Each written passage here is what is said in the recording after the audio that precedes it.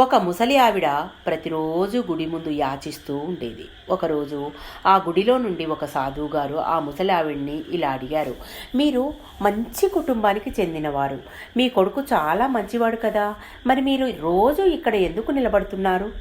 అప్పుడు ఆ ముసలావిడ ఇలా సమాధానం చెప్పింది, బాబు, మీకు తెలుసు కదా, నాకు ఉన్నది ఒకే ఒక కొడుకు. నా భర్త చనిపోయి చాలా సంవత్సరాలైంది. నా కొడుకు 8 నెలల క్రితం ఉద్యోగం కోసం నన్ను విడిచిపెట్టి వెళ్ళిపోయాడు. వెళ్తూ వెళ్తూ నా ఖర్చుల కోసం కొంత డబ్బు ఇచ్చి వెళ్ళాడు. ఆ డబ్బు మొత్తం నా అవసరాలకు అయిపోయింది. నేను కూడా ముసలిదానిని అయిపోయాను. కష్టం చేసి డబ్బును సంపాదించలేను. అందుకే గుడి ముందు ఇలా భిక్షం అడుగుతున్నాను. అప్పుడు ఆ సాధువు ఇలా అడిగారు, మీకోసం మీ కొడుకు డబ్బు పంపించడం లేదా?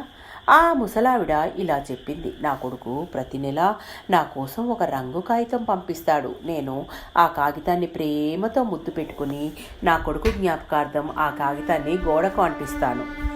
సాధువు ఆమె ఇంటికి వెళ్ళి చూడాలని నిర్ణయించుకున్నాడు. మరుసటి రోజు సాధువు ఆమె ఇంటి లోపల ఉన్న గోడను చూసి ఆశ్చర్యపోతారు. ఆ గోడకు 8 చెక్కులు అతికించి ఉంటాయి. ఒక్కొక్క చెక్కు విలువ 50,000. ఆ ముసలావిడకు చదువు రాదు. అందుకే ఆమె దగ్గర ఎంత విలువైన సంపద ఉందో ఆమెకి తెలియదు అని సాధువు అర్థం చేసుకుని ఆ ముసలావిడకు వాటి విలువ గురించి వివరిస్తారు.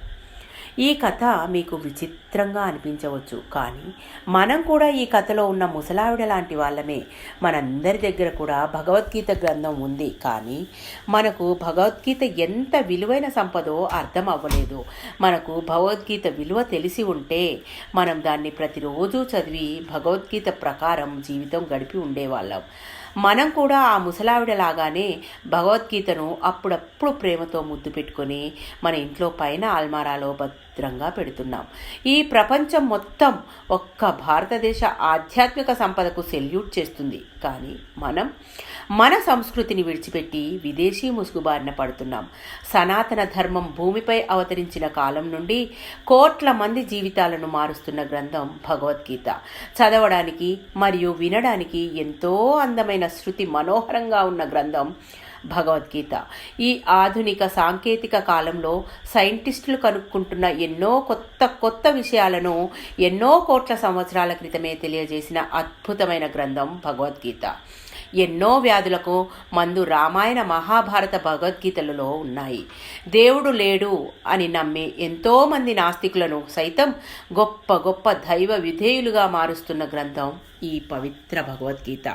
గొప్ప గొప్ప సైంటిస్టులను సైతం హిందువులుగా మారుస్తున్న గ్రంథం భగవద్గీత. ప్రపంచంలో కొన్ని కోట్ల మంది హృదయాలలో కంఠస్థం చేయబడిన గ్రంథం భగవద్గీత. ఈ ప్రపంచంలో ఎల్లప్పుడూ అత్యధికంగా పఠించబడుతున్న గ్రంథం భగవద్గీత.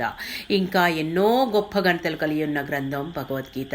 దేవుడు మనందరికీ పవిత్ర రామాయణ మహాభారతాలను భగవద్గీత చదివి అర్థం చేసుకుని దాని ప్రకారం జీవితాన్ని గడిపే భాగ్యాన్ని ప్రసాదించాలని కోరుకుంటున్నాను. భారతదేశ హైందవ సనాతన ధర్మం గొప్పతనాన్ని అందరికీ తెలియజేయండి. Hare Krishna Krishna Krishna Hare Hare, Hare Rama Rama Rama Hare Hare. Thank you. Me Padmaja.